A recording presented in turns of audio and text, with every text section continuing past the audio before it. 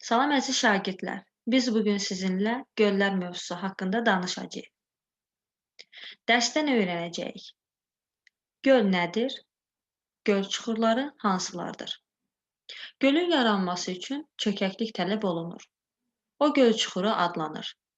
Bu çuxura su toplanır və göl yaranır. Əmələ gəlməsinə görə göl çuxurları müxtəlif olur. Tektonik. Göl çuxurlarının əksəriyyəti tektonik proseslər nəticəsində əmələ gəlir. Onları tektonik mənşəli göl adlandırırlar. Yer səthindəki çatlarda yaranan belə göllər dərin olur. Dünyanın ən dərin Baykal, Tanqanika gölləri buna misal ola bilər. Vulkanik. Bəzi göllər sönmüş vulkan kraterlərində yerləşir.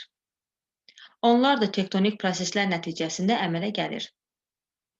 Qarabağ vulkanik yaylasındakı Böyük Alagöl, Kiçik Alagöl belə göllərdəndir. Axmaz.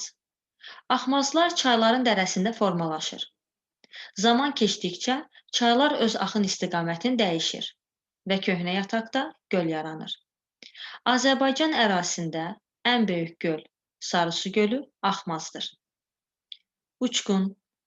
Güclü zəlzələdən qayaların uçaraq çay dərələrinin qarşısını kəsməsi nəticəsində uçqun və ya bənd gölləri əmələ gəlir. Göygöl, Maralgöl belə göllərdəndir. Göllərin bəzilərindən çaylar başlaya bilər. Onlara axarlı göllər deyilir. Məsələn, Baykal gölü. Bəzi göllər isə qapalı olur. Onlar axarsız göllərdir. Yer kürəsinin ən böyük gölü olan Xəzər buna misal ola bilər. Xəzər qədim okeandan qalmış su hövzəsidir. Buna görə də Xəzər relikt göl hesab olunur. Böyüklüyünə və canlı aləminə görə Xəzərə dəniz deyilir. Əziz şagirdlər, bizim sizinlə mövzumuz burada yekunlaşır. Növbəti dərslərdə görüşmək ümidi ilə.